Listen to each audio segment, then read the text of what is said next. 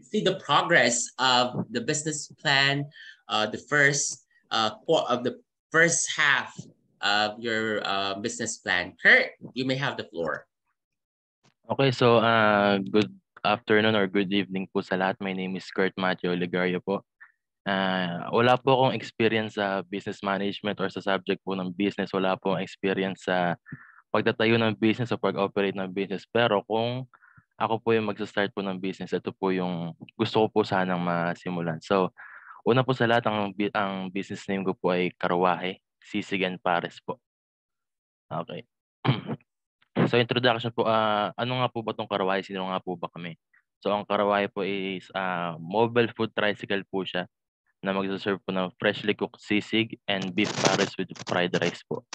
So yung mga food po namin ay ipe-prepare po namin siya sa harap po ng customer. So parang magiging marketing strategy din po siya kasi pag nagluluto po kami, pwede po maamoy ng mga nasa paligid. So pwedeng hanapin nila saan ba nanggagaling tong appetizing na amoy na to. So pwede rin po sila maging potential customer.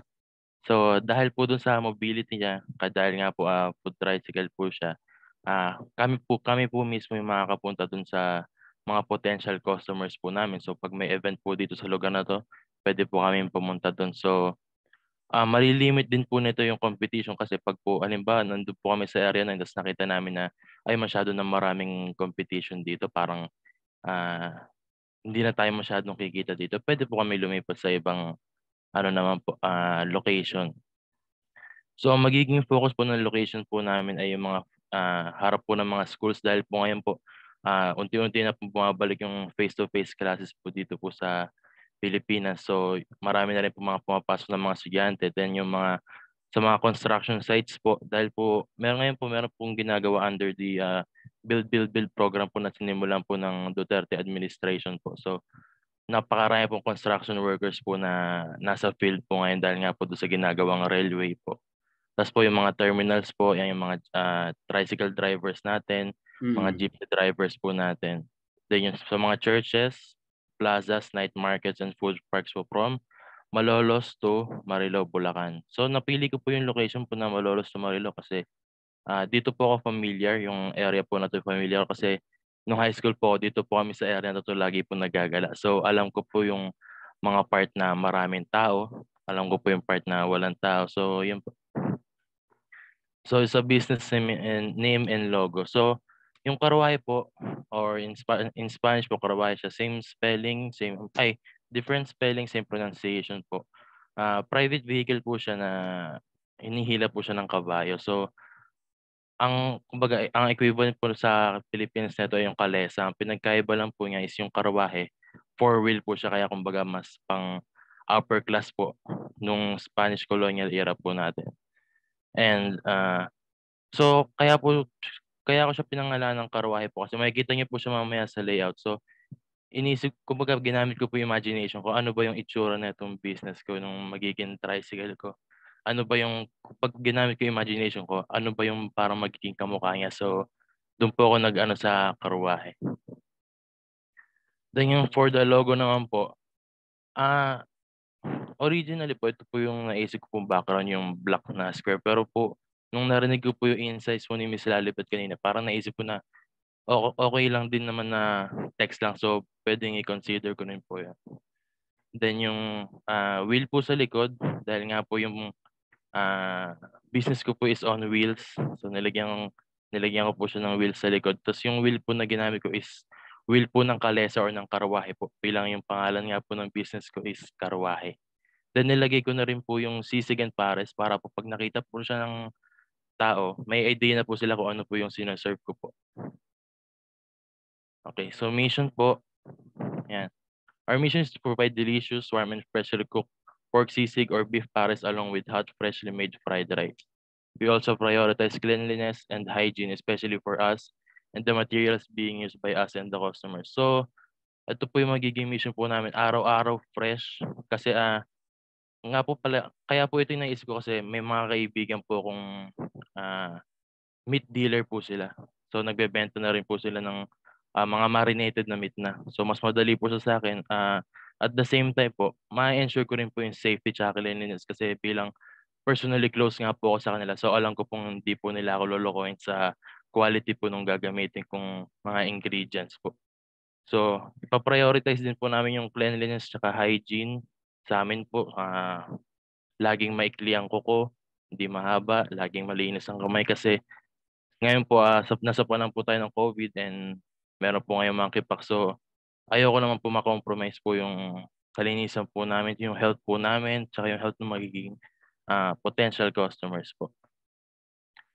So vision po, have a franchise in other places, be known or be famous through social media sites, to have customers from other places that came specifically to try our food. So ito po yung gusto ko po sana maging vision kasi syempre po pag nakakapag-franchise ka na sa iba, meaning pag marami na kumukuha ng franchise sa'yo, parang yun po yung sign na lumalaki na talaga yung business mo. Then yung maging famous naman po through social media kasi bilang po ako syempre laging nasa TikTok, scroll. Marami po ako nakikita mga nagla-live or gumagawa po ng content na mga food creator po sila, mga nasa food cart din po yung business nila. Tapos marami po nagpupunta sa kanila ng mga vloggers, motovloggers po, na dinadayo po talaga yung food po nila. So naisip ko parang, total familiar ako sa TikTok, gamitin na rin po siya as marketing po. Organizational chart. Yan po, owner. Ako po yung driver, cashier, manager. Tapos po accountant. Then yung cook, server, busser, cleaner. So it has responsibilities po. Ako po bilang owner, manager, driver, and cashier. Ako po yung nag-i-ensure na smooth yung takbo ng lahat.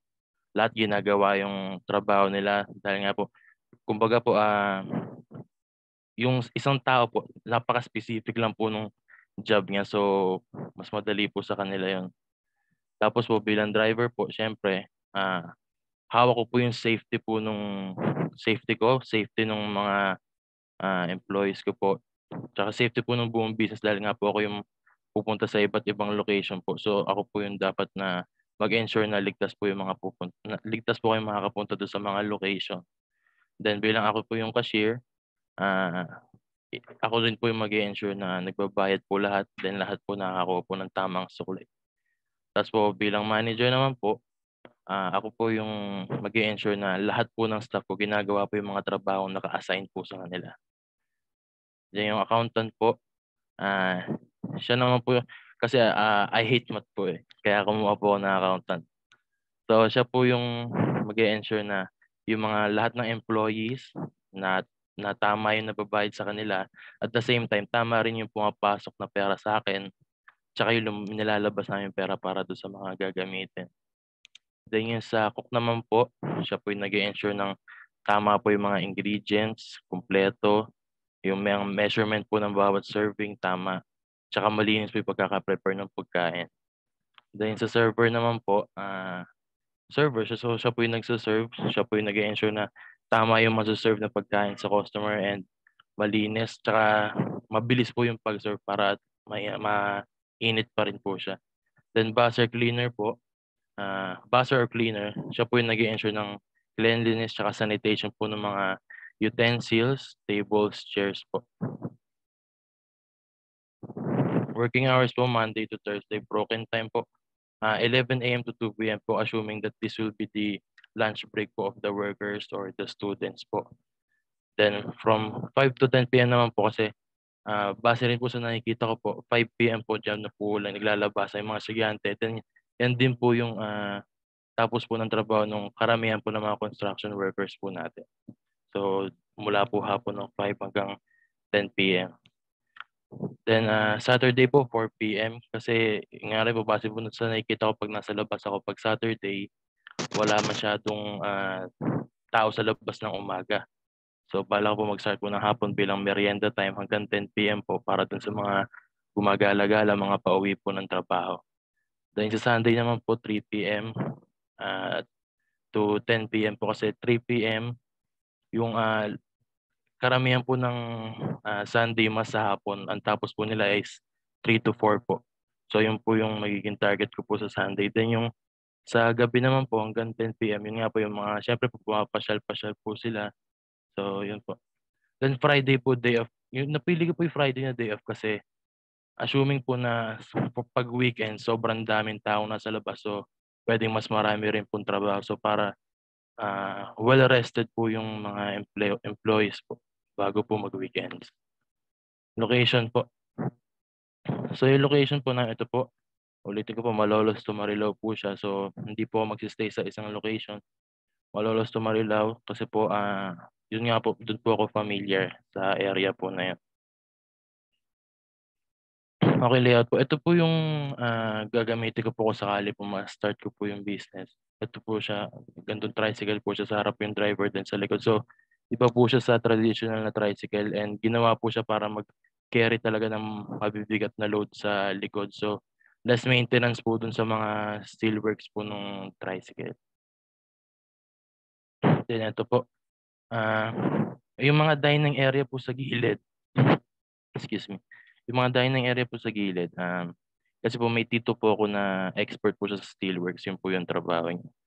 Nagtrabaho din po siya dati sa Saudi po ata or Abu Dhabi sa mga steelworks po. So, ipapa-customize ko po yung gagamitin ko na may dining area sa gilid na parang foldable.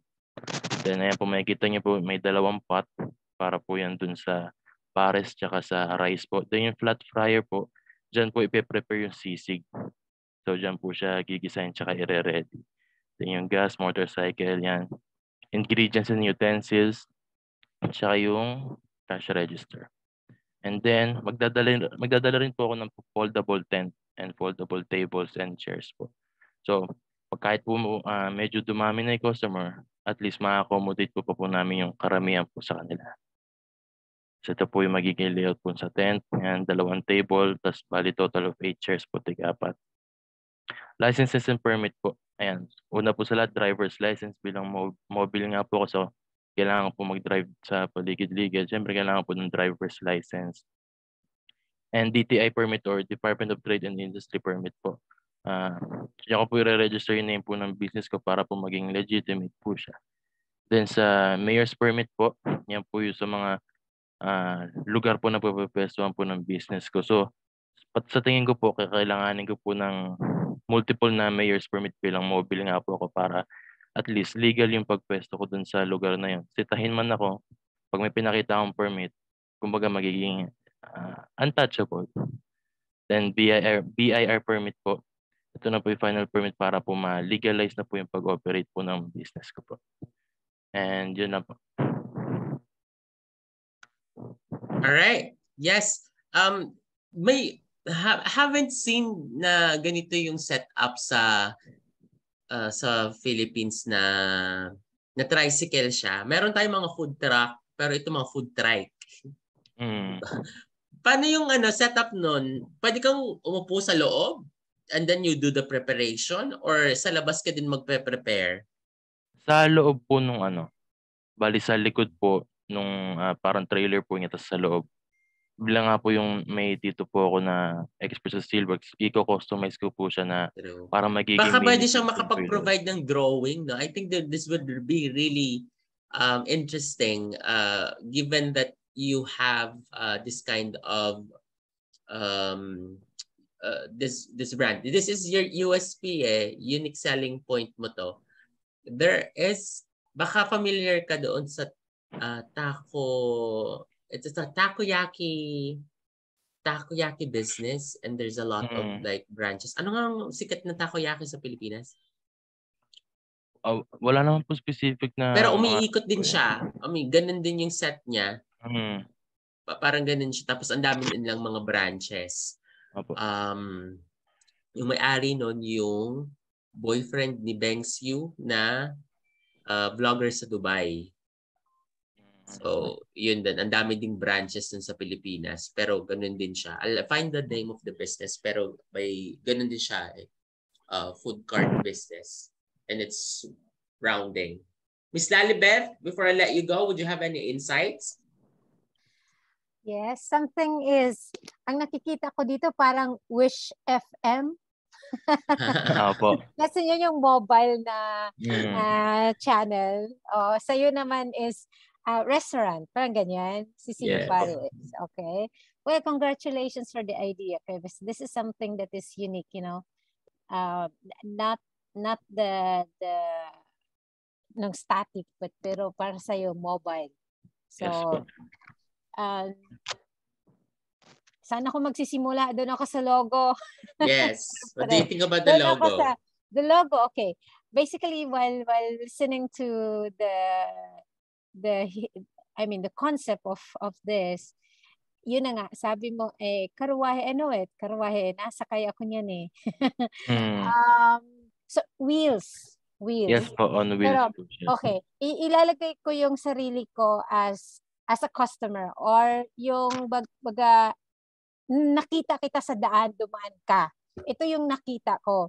What would struck to my eyes or ano yung mag-i-strike sa mata ko is the karwahe, no? The word karwahe. What Yes if po. the customer doesn't know what karwahe is? Kasi hindi mo naman kailangan i-explain sa kanya. Pero pag nakita nila ang wheel, yun pala karwahe. Wheel. May kabayo yan. Parang ganun. Have you tried other options of designing your logo na 3-dimensional siya, na makita mo talaga yung dalawang gulong or gulong. Ito na flatten mo yung logo niya, no? Opo. So parang geometric design ang makikita ko. Okay. Pero hindi ko ma-visualize na part pala ng wheel yan. To my perspective as a customer, baga. Pag nadumaan siya, hindi ko makita na gulong siya. Not unless I know what karwahe is. Karwahe gulong, part yun ng gulong. So, I need to transverse from the word to the image para maintindihan ko yung kabuuang logo mo. So, maybe you could consider trying a design na 3-dimensional na makikita mo talaga yung gulong ng karwahe o ano nga ba yung isa pa? Kalesa. Walang kalesa. For you, 4 ito kaya karwahe siya. So yun yung vision, yun yung visual ko nakikita. Ang nakikita ko is geometric art or design siya. But it will not give much immediately. Yung gusto natin agad-agad, yun na yun. So that's the point of on the logo, on the company branding. Okay so po. far you have this a good the font style is bagay lang din siya doon sa karwahe. Kasi 'di ba yung font style, choice of font style mo, mag-aano din 'yon. So, yun yung from my side. Yes. Okay. Disagree or agree? Let's try to consider. No, it's a good comment, no? What about Miss Lalibet doon sa sinabi niya karwahe tapos sisig pares? Yung naulit yung sisig and pares. What do you think? Yeah, yun sana yung isusunod kong tanong. Ano ba yung coincidence? Ano ba yung relation ng karwahe sa sisig pares na yun? Yung parang ganun sa until I read the sisig pares, then I know it's a restaurant. Parang mobile restaurant. Ito yung concept mo mobile restaurant Pero yung pala sisig pares. So, what's your subject? Is it the karwahe or is it the sisig pares? Parang gano'n. Ano yung pinaka-main dyan? Ano yung specialty mo? Is the sisig pares in the karwahe. But your name is karwahe.